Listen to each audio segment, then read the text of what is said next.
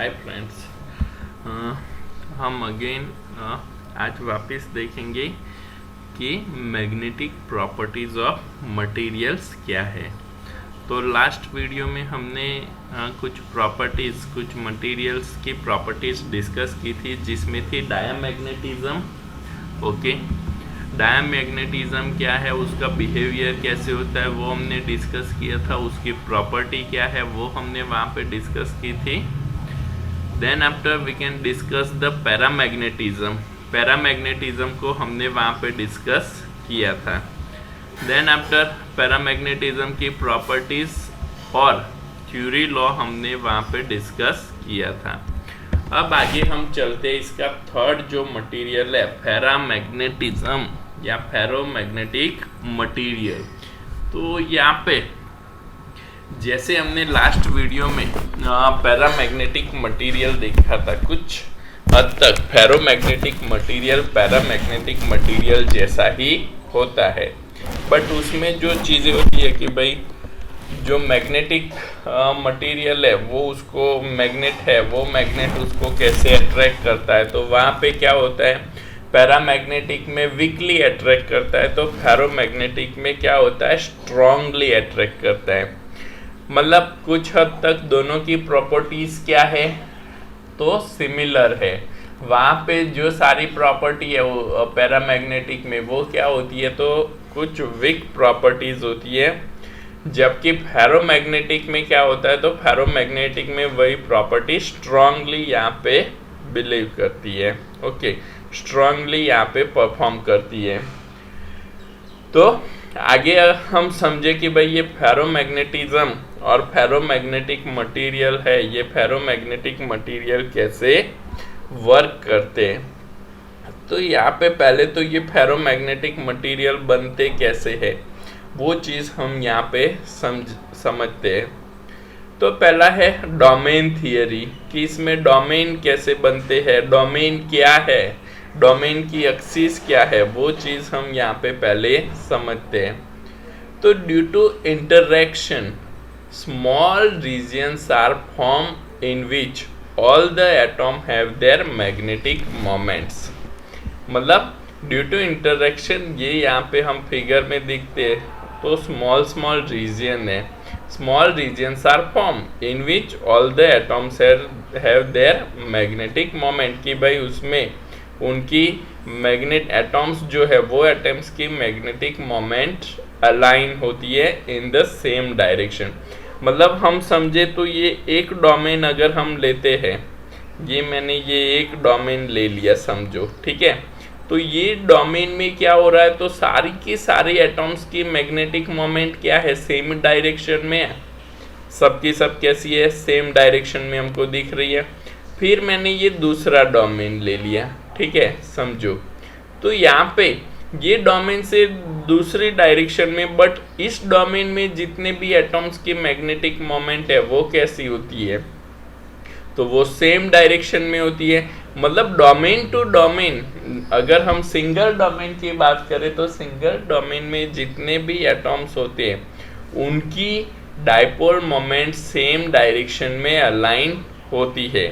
तो ऐसे जो रीजन है, such a region is called a domain. इसको हम क्या कहते हैं, डोमेन कहते हैं, कि जिसमें सारे एटॉम्स की मैग्नेटिक मोमेंट क्या होती है, सेम डायरेक्शन में होती है।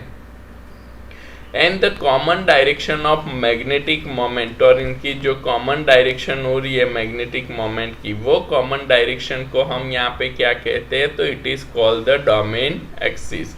उसको हम डोमेन एक्सिस कहते हैं। ओके, तो डोमेन क्या है वो क्लियर हो गया कि भाई जिस रीजन में सारे एटॉम्स की मैग्नेटिक मोमेंट सेम डायरेक्शन में होती है उस रीजन को हम डोमेन कहते हैं, और जो एटॉम मैग्नेटिक मोमेंट की डायरेक्शन है उसको हम कहते हैं डोमेन एक्सिस।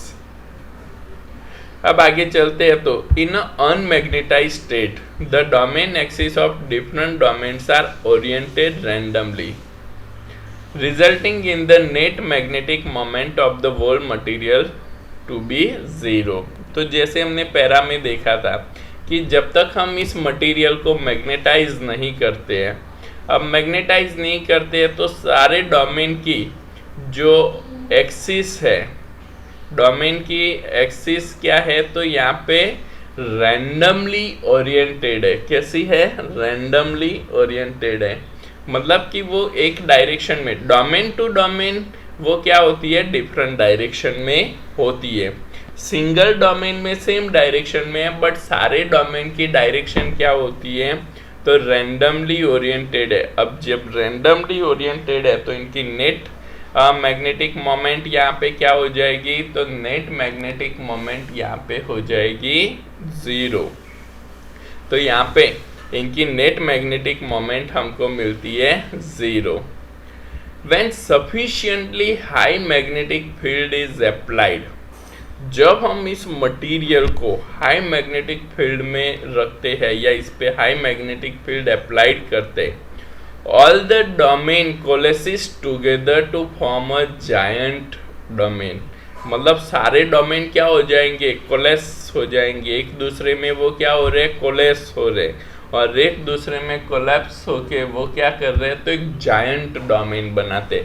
जैसे कि आप यहाँ पे देख रहे हो, ये इंडिविजुअल जो डोमेन है वो सब मिलके क्या हो जाएंगे, तो वो सब मिलके एक ही डोमेन बन जाएंगे। जब एक ही डोमेन बन रहे तो ये तो क्या हो गया, सारे डोमेन, सारे एटॉम्स की डाइपोल मोमेंट क्या हो गई, सेम डायरेक्शन में हो गई, एक ही डोमेन है। मतलब कि atoms and molecules of ferromagnetic material possess a strong magnetic moment, मतलब सारे मटेरियल्स, सारे जो एटॉम्स है डोमेन के, वो सारे सेम डायरेक्शन में आ गए, सेम डायरेक्शन में आ गए, तो जिसकी वजह से यहाँ पे इनकी जो मैग्नेटिक मोमेंट है, मैग्नेटिक मोमेंट सारे डोमेन की सेम हो गई तो वो ऐड हो जाएगी, तो ये क्या हो गई, स्ट्रॉन्ग मैग्नेटिक मोमेंट ये पॉजेस करते हैं। फेरोमैग्नेटिक मटेरियल क्या करते हैं, स्ट्रॉन्ग मैग्नेटिक मोमेंट पॉजेस करते हैं, जिसकी वजह से वो स्ट्रांगली अट्रैक्ट होते हैं। कोई भी मैग्नेट में क्या होते हैं, स्ट्रांगली अट्रैक्ट होते हैं या वो स्ट्रांगली मैग्नेटिक फील्ड देते हैं। अब यहाँ पे जब हम वापिस इसमें से जो मैग्नेटिक फील्ड हम एक्सटर्नल मैग्नेटिक फील्ड दे रहे हैं वो हम यहाँ पे रिमूव कर देते हैं, तो when the strong external magnetic field is completely remove, जो हमने इसको एक्सटर्नल मैग्नेटिक फील्ड दी है उसको हम कंप्लीटली रिमूव कर देते हैं, तो it does not set the domain boundaries back to original position and the net magnetic moment is still non zero and ferromagnetic material is said to retain magnetization. मतलब कि जब हम इसको यहाँ पे समझो कि जैसे हमने मैग्नेटिक फील्ड दिया तो ये डोमेन क्या हो गए, एक साथ में इकट्ठा हो गए।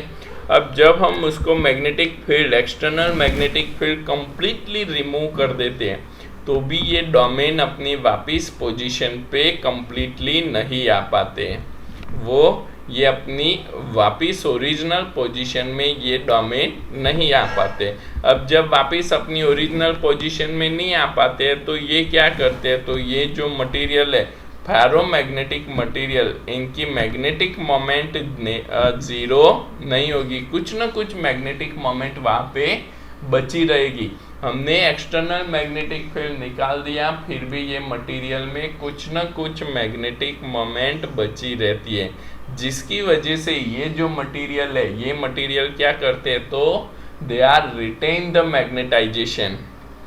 फेरोमैग्नेटिक मटेरियल क्या करते हैं, मैग्नेटाइजेशन को रिटेन करते हैं, मतलब वो लंबे टाइम तक वो मैग्नेट की तरह बिहेव कर सकते हैं, जिसको हम बोलते हैं रिटेन द मैग्नेटाइजेशन। कोई भी मटेरियल मैग्नेटाइजेशन को रिटेन करता है तो वो लंबे टाइम तक उसको मैग्नेट की तरह बिहेव करता है। अब हम इसकी प्रॉपर्टीज देखें, जैसे हमने पैरामैग्नेटिक की प्रॉपर्टी देखी थी कुछ हद तक, उसकी प्रॉपर्टी, इसकी प्रॉपर्टी भी क्या है, पैरामैग्नेटिक मटेरियल्स के जैसी ही है, तो ये हम समझ लेते हैं। तो when place in an external magnetic field increase magnetic field inside the material, when placed in an external magnetic field increases magnetic field inside the material। तो जब हम इसको मैग्नेटिक फील्ड में रखते हैं तो इसकी मैग्नेटिक इनसाइड द मटेरियल जो मैग्नेटिक फील्ड है वो क्या हो जाती है, इंक्रीज हो जाती है। When place in a non uniform magnetic field it moves from weaker to stronger part of the field. जब हम इसको नॉन यूनिफॉर्म मैग्नेटिक फील्ड में प्लेस करते हैं तो ये जो मटेरियल है ये material weaker to stronger part में, weaker to stronger magnetic field की डायरेक्शन में मूव करते हैं। थर्ड प्रॉपर्टी समझे तो if a paramagnetic liquid is filled in a U tube and one arm of the U tube is placed in an external magnetic field, the liquid is pulled in the arm which is outside the field। जब हम material को यहाँ पे जैसे figure में आपको दिखा है, एक U ट्यूब में इसका लिक्विड मटेरियल हम फिल्ड करते हैं और इस लिक्विड मटेरियल के एक आर्म को हम क्या कर रहे हैं, तो एक्सटर्नल मैग्नेटिक फील्ड में एक आर्म को हम एक्सटर्नल मैग्नेटिक फील्ड में प्लेस करते हैं। तो the liquid is pulled in the arm, liquid यहाँ पे क्या हो रहा है, पुल्ड हो रहा है इन द आर्म। जैसे पैरामैग्नेटिक में हो रहा था सेम टू सेम यहाँ पे भी क्या हो रहा है, पुल्ड हो रहा है in the arm which is outside the field. यहाँ पे ये देखो तो ये मटेरियल पुल्ड हो रहा है और यहाँ पे मटेरियल का लेवल क्या हो रहा है, इंक्रीज हो रहा है। इस आर्म में डिक्रीज हो रहा है, यहाँ पे इंक्रीज हो रहा है। Okay. Fourth property, if a rod of paramagnetic material is suspended freely in the magnetic field, it aligns itself in the direction parallel to the direction of external magnetic field। तो यहाँ पे जैसे हमको दिखता है ओके कि भाई जैसे पैरामैग्नेटिक में हो रहा था, if a road of paramagnetic material is suspended in the magnetic field, it aligns itself in the direction parallel to the direction of external magnetic field। external magnetic field की जो direction होती है, आप देखो इधर फिगर में external magnetic field की direction क्या है, नॉर्थ टू साउथ है। तो उसी डायरेक्शन में ये रॉड भी क्या होता है, पैरेलली अलाइन हो जाता है। ओके। तो यहाँ पे ये जो रॉड है वो एक्सटर्नल मैग्नेटिक फील्ड के डायरेक्शन में अलाइन हो रहा है। Induced dipole direction along the direction of external magnetic field. इसकी डाइपोल की डायरेक्शन भी आप यहाँ पे देखो तो डाइपोल की डायरेक्शन भी एक्सटर्नल मैग्नेटिक फील्ड की डायरेक्शन में अलाइन हो जाती है। The magnetic susceptibility of ferromagnetic material is large positive. तो इसकी मैग्नेटिक ससेप्टिबिलिटी है, ये मैग्नेटिक ससेप्टिबिलिटी क्या होती है, तो मैग्नेटिक ससेप्टिबिलिटी इसकी लार्ज पॉजिटिव नंबर होती है। ओके। पैरा में क्या था, पैरा मटेरियल में स्मॉल पॉजिटिव था, फेरोमैग्नेटिक मटेरियल में ये क्या होता है, तो लार्ज पॉजिटिव होता है। This material are strongly attracted by a magnet. Ferromagnetic material, जैसे मैंने आपको पहले भी बोला कि ये मटेरियल जो फेरोमैग्नेटिक मटेरियल होते हैं वो मैग्नेट से स्ट्रांगली अट्रैक्ट होते हैं। ओके। इसकी सेवेंथ प्रॉपर्टी समझे तो when place in a watch glass and on two poles it shows a elevation at center। Centre पे क्या हो रहा है, तो यहाँ पे एलिवेशन हो रहा है। जैसे पैरामैग्नेटिक में हो रहा था वो एलिवेशन हो रहा था, डायामैग्नेटिक में क्या हो रहा था, डिप्रेशन आ रहा था, और पैरा और फेरो में क्या होता है, यहाँ पे एलिवेशन होता है। ओके। ना फेरोमैग्नेटिक मटेरियल है, फेरोमैग्नेटिक मटेरियल के अगर हम यहाँ पे एग्जांपल देखें तो iron, cobalt, nickel and some other transition metal alloys exhibit of ferromagnetism. मतलब आयरन, कोबाल्ट, निकल ये सब क्या करते हैं, तो ये सब फेरोमैग्नेटिज्म प्रॉपर्टी को एग्जिबिट करते हैं। ये क्या करते हैं? फेरोमैग्नेटिक प्रॉपर्टी को एग्जिबिट करते हैं। ओके, तो ये हुए हमारे 3 मटेरियल।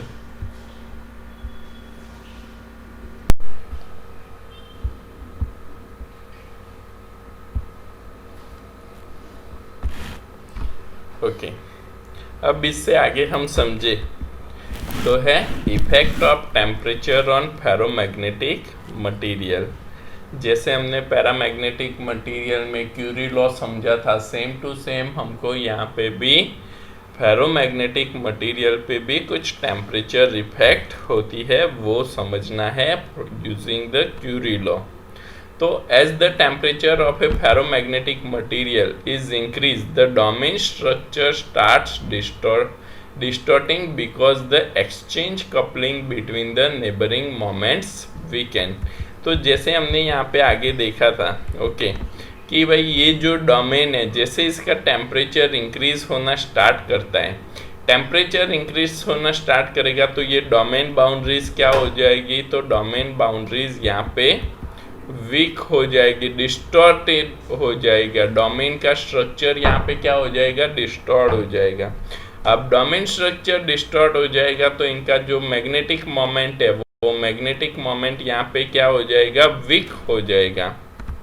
ओके, और मैग्नेटिक मोमेंट वीक होता है तो ये इनका मैग्नेटाइजेशन, फेरोमैग्नेटिक मटेरियल का मैग्नेटाइजेशन भी क्या होता है?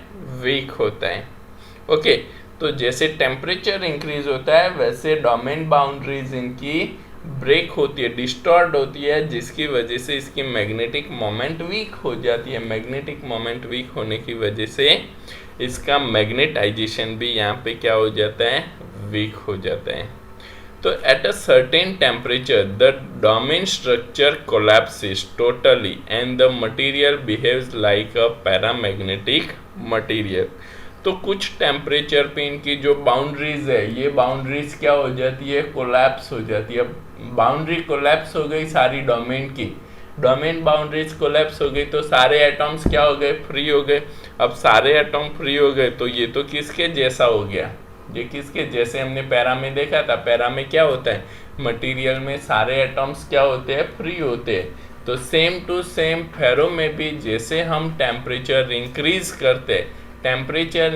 करते हैं तो इनकी डोमेन बाउंड्रीज ब्रेक हो जाती है, और डोमेन बाउंड्रीज ब्रेक होने की वजह से सारे एटॉम्स फ्री हो गए, जिसकी वजह से ये पैरामैग्नेटिक मटेरियल के जैसे बिहेव करता है। The temperature at which a ferromagnetic material transforms into a paramagnetic substance is called a Curie temperature. कि जिस टेम्परेचर पे पैरामैग्नेटिक मटेरियल की तरह बिहेव करना स्टार्ट करता है उस मटेरियल को हम यहाँ पे क्या कहते हैं? That is called the Curie temperature TC of the material. Okay, जिसको कुछ जगह पे क्रिटिकल टेम्परेचर भी बोलते हैं। ओके, या इधर it is called the Curie temperature of the material, कि जिस टेम्परेचर पे मटेरियल फेरोमैग्नेटिक मटेरियल में से पैरामैग्नेटिक मटेरियल में कन्वर्ट होता है।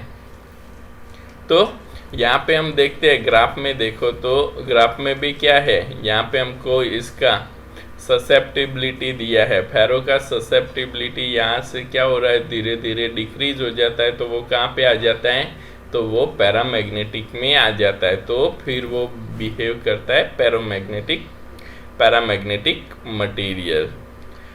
The relation between the magnetic susceptibility of a material when it has a acquired paramagnetic property and the temperature T is given by, तो जब ये पैरामैग्नेटिक प्रॉपर्टी एक्वायर करता है उस टाइम पे इसकी ससेप्टिबिलिटी हमको क्या मिलेगी? तो susceptibility equals to C Curie constant divide by T given temperature of the material minus Curie temperature T of C।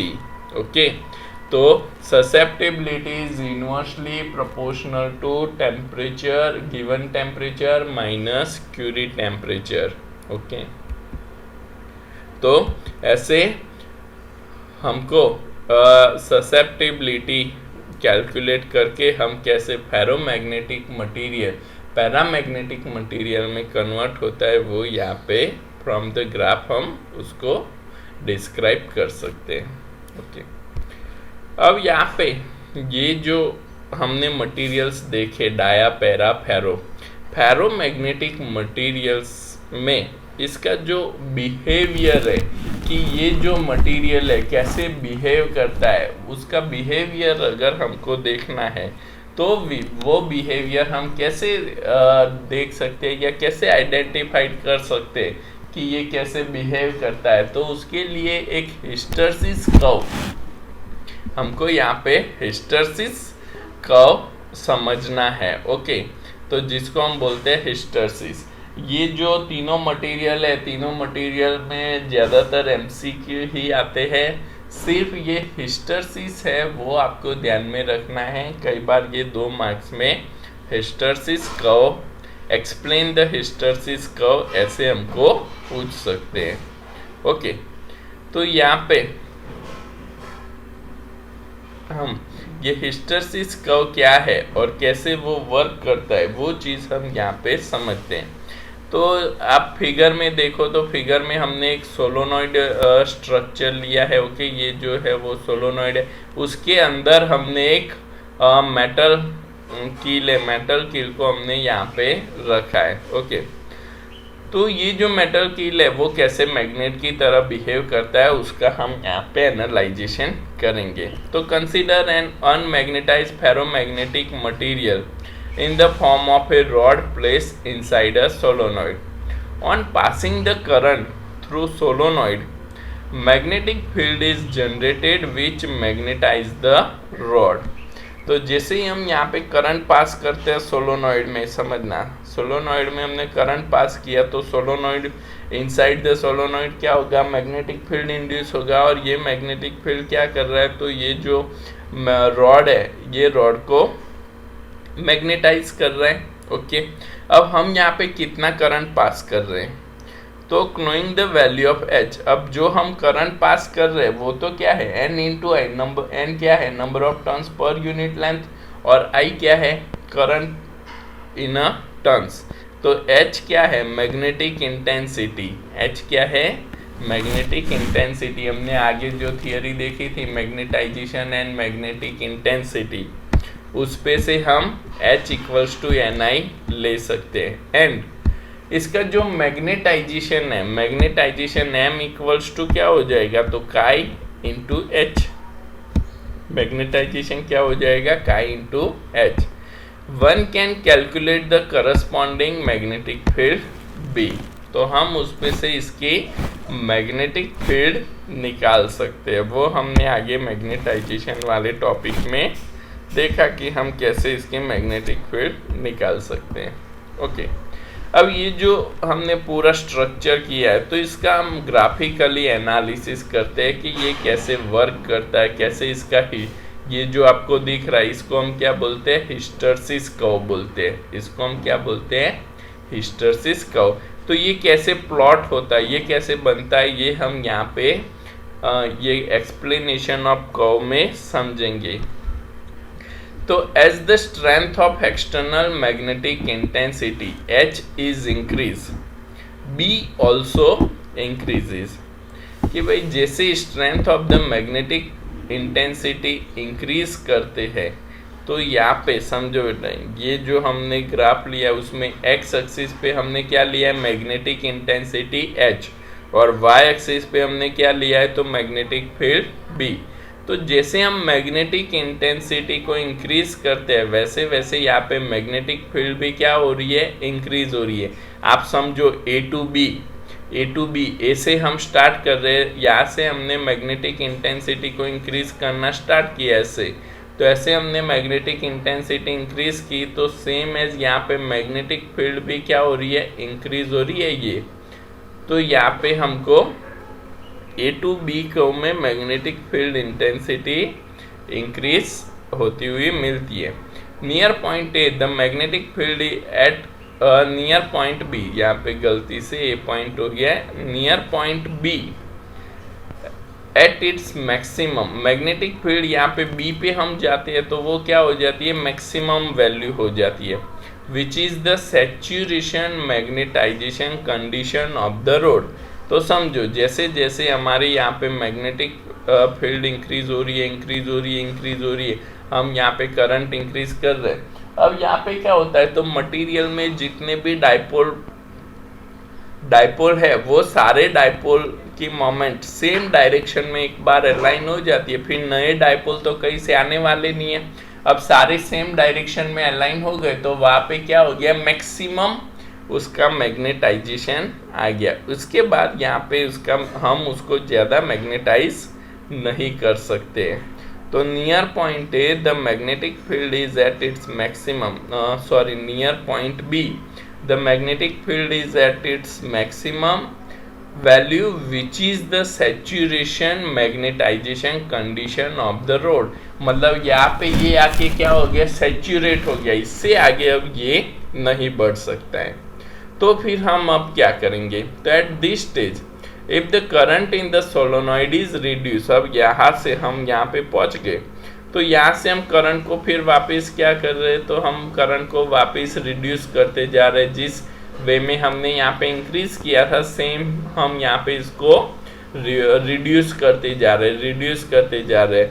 तो हम यहाँ पे देखते हैं, तो जैसे मैंने करंट इंक्रीज किया था उस टाइम पे ये जो कर्व चला था वो कहाँ पे चला था, A to B। बट जब मैं यहाँ पे रिड्यूस कर रहा हूँ तो ये वापिस ये कर्व कहाँ पे आ रहा है, B to C। समझना, जब हम करंट इंक्रीज कर रहे थे तो ये कर्व चल रहा था A to B, बट जब हम वापस करंट को रिड्यूस करके 0 पे ला रहे हैं तो उस टाइम पे ये कर्व वापस कहाँ पे आता है, वापस ओरिजिनल पोजीशन पे ना आते हुए कहाँ पे पहुँचता है, C पॉइंट पे पहुँचता है। ओके, तो the earlier path of the graph is not retrace, मतलब जो पहले जो पाथ हम जिस पाथ पे हम करंट इंक्रीज किया और चले थे वो यहाँ पे रिट्रेस नहीं होता है, बट कोई दूसरा पाथ हमको मिलता है जो कौन सा है, B to C है।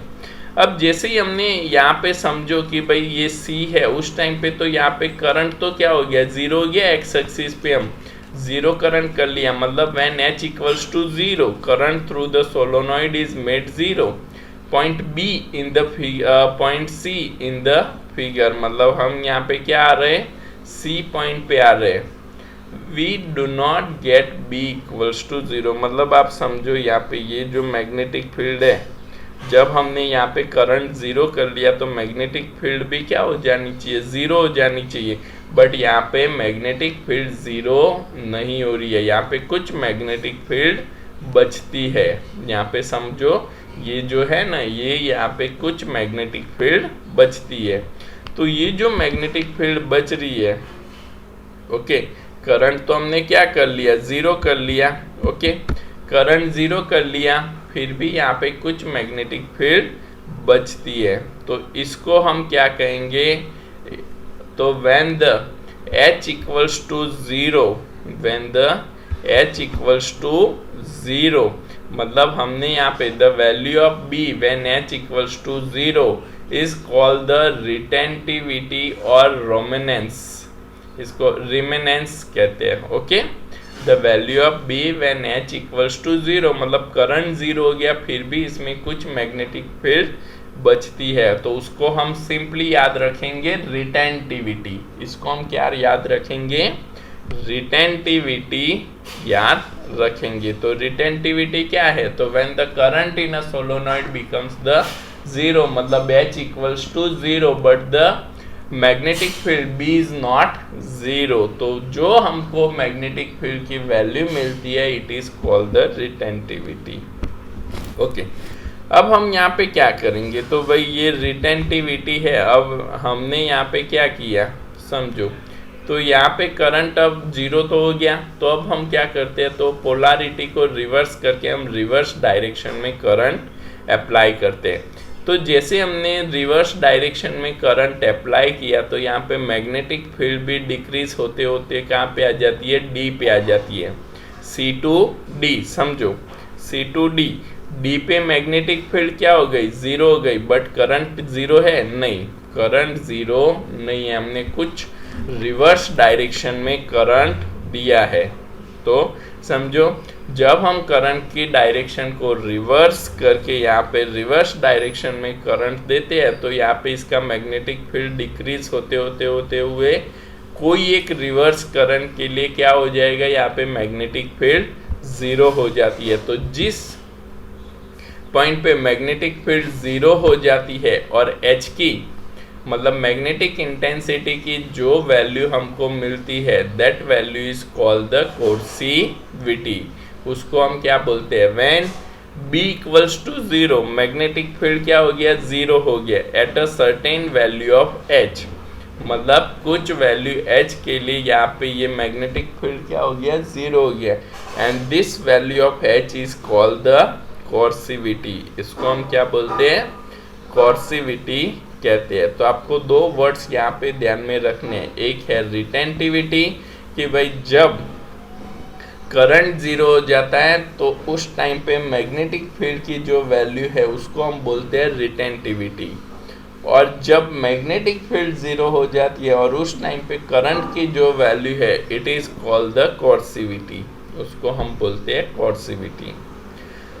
If the current is further increased in a reverse, B increase and reach a saturation point D, मतलब वापिस हमने यहाँ पे और करंट रिवर्स डायरेक्शन में इंक्रीज करते जा रहे हैं, तो यहाँ से करंट ये कहाँ पे पहुँच रहा है, तो यहाँ पे D से E पे पहुँच रहा है। ओके, मतलब E पे पहुँचता है, ये क्या हो गया, रिवर्स सैचुरेशन, मतलब इसको हम क्या बोलते हैं, रिचेस अ रिवर्स डायरेक्शन में ये हमको सैचुरेशन लेवल देता है। ओके, यहाँ पे ये समझो, तो ये क्या हो रहा है, रिवर्स डायरेक्शन में हमको सैचुरेशन दे रहा है। If H is increase further, मतलब हम वापिस H को क्या कर रहे हैं, मतलब करंट इधर पहुंच गया रिवर्स डायरेक्शन में, फिर वापस हम करंट को यहाँ पे क्या कर रहे हैं, तो रिवर्स में इंक्रीज करते जा रहे हैं। अब रिवर्स में इंक्रीज करते जा रहे हैं, B डज नॉट इंक्रीज, मतलब यहाँ पे मैग्नेटिक फील्ड क्या हो रही है, तो मैग्नेटिक फील्ड इंक्रीज नहीं हो रही है। From this point D onwards when H is reduce, B also reduce along the path DE, मतलब यहाँ पे हम इंक्रीज करते जा रहे हैं, एक बार वो रिवर्स में सैचुरेशन पे पहुंच जाता है, फिर आप कितना भी करंट यहाँ पे इंक्रीज करते जाओ, समझो एक बार ये यहाँ पे पहुंच गया, फिर आप इधर कितना भी करंट इंक्रीज करते जाओ, ये यहाँ पे मैग्नेटिक फील्ड इंक्रीज नहीं होगी। तो फिर वापस हम क्या कर रहे हैं, तो वापस हम यहाँ से चलते हैं रिवर्स डायरेक्शन में, वापस हम यहाँ से क्या कर रहे हैं, रिवर्स डायरेक्शन में चल रहे हैं, रिवर्स डायरेक्शन में चल रहे हैं, तो जिसकी वजह से वापस यहाँ पे क्या हो रहा है, तो जब हम यहाँ पे इसका करंट जीरो करेंगे उस टाइम पे हमको कुछ मैग्नेटिक फील्ड यहाँ पे मिलती है। ओके, तो ये जो मैग्नेटिक फील्ड हमको मिलती है इसको अगेन हम क्या कहेंगे, रिटेंटिविटी। करंट जीरो हो गया बट मैग्नेटिक फील्ड अभी भी जीरो नहीं हुई है। Okay, if H is increased further, B does not increase, and from this point D onwards, when H is reduced, B also reduce along the path D. Further increase in the current gives the curve EFA, मतलब वापिस हम इसको increase करते जा रहे हैं, तो यहाँ से वापिस ये EFA कर्व हमको मिलता है। On reaching point A, one loop is complete, तो हम यहाँ से चले थे, समझो इसको हम नहीं गिनते बट यहाँ से हम चलते हैं, तो यहाँ से यहाँ पे गए, मतलब जो फिगर में दिया है ना, दो फिगर में नोटेशन अलग है, यहाँ पे ये इधर दिखाया है और यहाँ पे इसमें ये इधर दिखा है, इसलिए इन्होंने जो थियरी में लिखा है, थियरी यहाँ पे हमने लिखी है, ये क्या है, ए है। ओके, ये ए, फिर B C D E F और वापिस A, तो यहाँ पे पूरा ये कर्व बनता है A B C D E F A, वापिस ये पूरा एक कर्व बन गया। इस कर्व को हम कहते हैं हिस्टैरिसीस साइकिल और हिस्टैरिसीस लूप, इसको हम क्या कहते हैं, hysteresis loop. On reaching a point A, one loop is complete and this loop is called a hysteresis loop and the process is called hysteresis cycle. तो आपको एक तो ये ग्राफ याद रखना है और दो डेफिनेशन मेनली आपकी थियोरी में आनी चाहिए. One is a retentivity and second one is a कोर्सिविटी. Remaining तो आप ग्राफ ड्रॉ करते जाओ, वैसे वैसे आप इसको थियोरी में लिख सकते हो. बहुत इजी है, सिर्फ आप ग्राफ बना लो, ग्राफ याद रख लो, उस पे से आप पूरा थियोरी यहाँ पे एक्सप्लेन कर सकते हो. तो ये हो गया हमारा हिस्टेरेसिस. तो ऑलमोस्ट हमारे चैप्टर के सारे टॉपिक यहाँ पे इम्पोर्टेंस टॉपिक है वो हमने यहाँ पे कंप्लीट कर लिए. अब एक टॉपिक है जो ज़्यादा पूछते नहीं है और हमको पता भी है, ओके, तो वो हम समझ लेते हैं. तो यहाँ पे हमारा थियोरी पोर्शन ये चैप्टर का ख़त्म हो जाए. तो नेक्स्ट टॉपिक है परमानेंट मैग्नेट एंड इलेक्ट्रोमैग्नेट. दोनों में डिफरेंस क्या है, परमानेंट मैग्नेट क्या है और इलेक्ट्रोमैग्नेट क्या है. तो आप लोगों ने जो पुराने टाइम में घर में जो डोरबेल आती थी आपने वो देखी होगी शायद. तो उसमें क्या होता था, तो उसमें इलेक्ट्रोमैग्नेट यूज़ होता था. जो पुराने डोरबेल आते, अभी तो क्या हो गया, अभी तो इलेक्ट्रॉनिक्स डोरबेल आ गए हैं, ओके. बट जो पुराने वाले डोरबेल थे रिंग वाले, आपको शायद देखा हो किसी ने, तो वो जो रिंग वाले डोरबेल थे वो क्या है, इलेक्ट्रोमैग्नेट है, ओके. तो यहाँ पे हम इलेक्ट्रोमैग्नेट पहले समझे. तो soft iron rod is place in a solenoid core. कि भाई कोई भी सॉफ्ट आयरन रॉड है, ये सॉफ्ट आयरन रॉड को हम सोलोनॉइड कोर में प्लेस करते हैं. सोलोनॉइड कोर में हम प्लेस करेंगे तो क्या होगा, तो on passing a current through the solenoid the magnetic field associated with solenoid increases thousands fold. मतलब जैसे ही हम करंट पास करेंगे तो आगे जैसे हमने देखा कि सोलोनॉइड में करंट पास होता है, सोलोनॉइड में करंट पास होता है, तो inside the solenoid magnetic field induce होती है. और ये जो मैग्नेटिक फील्ड इंड्यूस हो रही है, जिसकी वजह से जो इनसाइड मटेरियल है वो इनसाइड मटेरियल कैसे बिहेव करने लगता है, तो that material is behave as a magnetic. वो मैग्नेट की तरह बिहेव करता है. When the current through the solenoid is switched off, the associated magnetic field effectively becomes zero. और जैसे ही हम उसमें करंट को ज़ीरो कर देते हैं तो वापस वो मटेरियल क्या हो जाता है, नॉर्मल पोजीशन में आ जाता है. तो इसको हम बोलते हैं electromagnet. Electromagnets are used in electric bells, loudspeakers, circuit breaker and also in research laboratories. Electric cranes to lift heavy loads made of iron and NMR. तो यहाँ पे हम ये इसके यूज़ है कि इलेक्ट्रोमैग्नेट्स को हम कैसे यूज़ कर सकते हैं. परमानेंट मैग्नेट तो आपको पता ही है बेटा, आप लोगों ने बहुत बार पढ़ा हुआ है. Permanent magnets are prepared by using a hard ferromagnetic rod. Hard ferromagnetic rod को यूज़ करके हम परमानेंट मैग्नेट यहाँ पे प्रिपेयर कर सकते हैं. क्योंकि फेरोमैग्नेटिक हमने पढ़ा, तो फेरोमैग्नेटिक क्या है, तो फेरोमैग्नेटिक मटेरियल लॉन्ग टाइम तक मैग्नेटिक फील्ड को रिटेन कर सकता है. इसलिए हम फेरोमैग्नेटिक मटेरियल को परमानेंट मैग्नेट बनाने के लिए यूज़ कर सकते हैं, ओके. तो ये हो गया हमारा 5th चैप्टर की ऑलमोस्ट सारी थियरी हमने यहाँ पे स्टडी कर ली है, ओके. सारी थियरी यहाँ पे कंप्लीट हो जाती है, ओके. ये जो पीछे वाले थियोरिकल पोर्शन है, ये थियोरिकल पोर्शन आप लोग अच्छे से वीडियो देख के इसकी नोट्स प्रिपेयर कर लेना. उसमें से ज़्यादातर MCQ आते हैं और एक हिस्टेरेसिस लूप शायद कहीं पे पूछ ले तो वो आता है, ओके.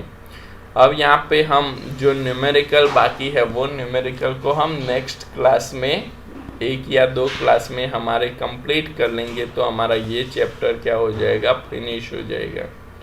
तो इसको आप अच्छे से वीडियो को एक बार देख के आपकी नोट्स प्रिपेयर कर लो, ओके. Thank you.